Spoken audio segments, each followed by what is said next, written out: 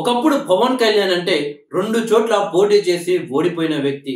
ఒకప్పుడు పవన్ కళ్యాణ్ అంటే తన పార్టీనే కాదు కదా, తను నిలబడిన నియోజకవర్గాల్లో కూడా గెలవని వ్యక్తి అని పవన్ కళ్యాణ్ గారిని గత 4 సంవత్సరాలు వైసీపీ కావచ్చు, ఇతర పార్టీలు కావచ్చు విమర్శించేవాళ్ళు. మరి అంత చులకనగా పవన్ కళ్యాణ్ గారిని చూసేవారు. కానీ అదే పవన్ కళ్యాణ్ ఇప్పుడు తను గెలవడమే కాదు, ఇతర పార్టీ నాయకుల్ని కూడా గెలిపించిన వ్యక్తి పవన్ కళ్యాణ్ గారు. పవన్ కళ్యాణ్ పార్టీ అంటే 100 స్ట్రైక్ రేట్ తో గెలిచిన పార్టీ. దేశ చరిత్రలోనే ఏ పార్టీ కూడా అలా 100 స్ట్రైక్ రేట్ తో గెలవలేదు. పవన్ కళ్యాణ్ అంటే కేవలం తెలుగు రాష్ట్రాల్లో గెలవడం మాత్రమే కాదు, తను గెలిపించడం మాత్రమే కాదు, అసలు తనకు సంబంధం లేని రాష్ట్రాల్లో, తనకు పెద్దగా పరిచయం లేని రాష్ట్రాల్లో కూడా తను వెళ్ళి తను సపోర్ట్ చేసిన పార్టీకి సంబంధించిన ఎమ్మెల్యేలను గెలిపించడం, అది కూడా 100 స్ట్రైక్ రేట్ తో గెలిపించడం. ఇది ప్రస్తుతం భారతదేశం మొత్తం మారు మోగుతున్న వార్త. పవన్ కళ్యాణ్ 100 స్ట్రైక్ రేట్ తో గెలుపుకు ఒక సూచన, గెలుపుకు ఒక ఉదాహరణ. ఇప్పుడు ప్రజెంట్ పవన్ కళ్యాణ్ గురించి మాట్లాడుకుంటున్న మాటలు ఇవే. ఏ ముహూర్తాన వారాహితో పవన్ కళ్యాణ్ గారు వైసీపీపై యుద్ధాన్ని మొదలు పెట్టాడో అప్పటి నుండి, వారాహి వచ్చిన రోజు నుండి ఎప్పటి వరకు జనసేన పార్టీకి, పవన్ కళ్యాణ్ గారికి అన్ని శుభ సూచికమే అని చెప్పవచ్చు.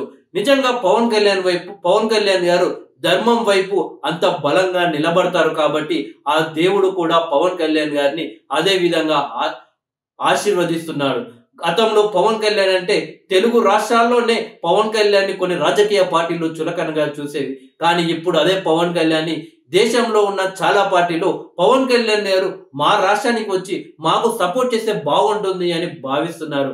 ఆ రకంగా పవన్ కళ్యాణ్ గారు ఎదిగిపోవడం ప్రతి ఒక్క తెలుగు వారు గర్వించదగ్గ విషయం అని చెప్పవచ్చు. నరేంద్ర మోడీ గారి తర్వాత దేశ రాజకీయాల్లో అంతటి ప్రభావం చూపే వ్యక్తి యోగి ఆదిత్యనాథ్ అని గతంలో ఏ రకంగా వార్తలు వచ్చాయో మనం అంతా చూసాము.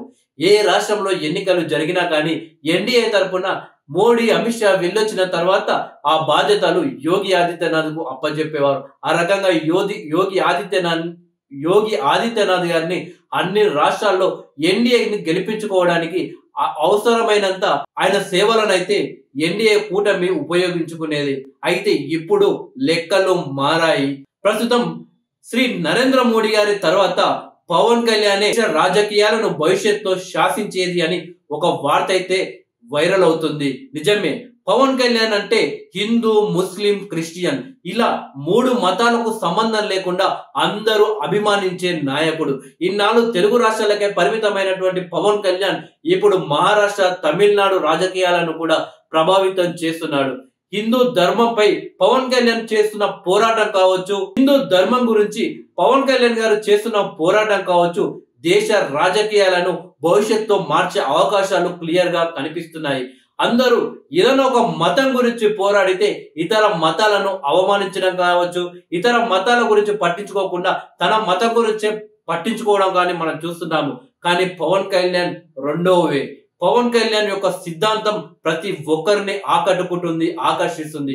హిందువులే కాదు, ముస్లింలు, క్రిస్టియన్లు కూడా పవన్ కళ్యాణ్ యొక్క నిర్ణయాన్ని గౌరవిస్తున్నారు. నిజంగా దేశానికి ఇలాంటి నాయకుడు కావాలి కదా అన్నట్లు వాళ్ళు భావిస్తున్నారు. పవన్ కళ్యాణ్ ఏదైతే అంటున్నాడో, తను పుట్టిన మతం హిందూ మతం, ఆ మతాన్ని పాటిస్తాం, గౌరవిస్తాం, ఇతర మతాలను గౌరవిస్తామని పవన్ కళ్యాణ్ ఇస్తున్న స్టేట్మెంట్ ప్రతి ఒక్కరికి నచ్చుతుంది.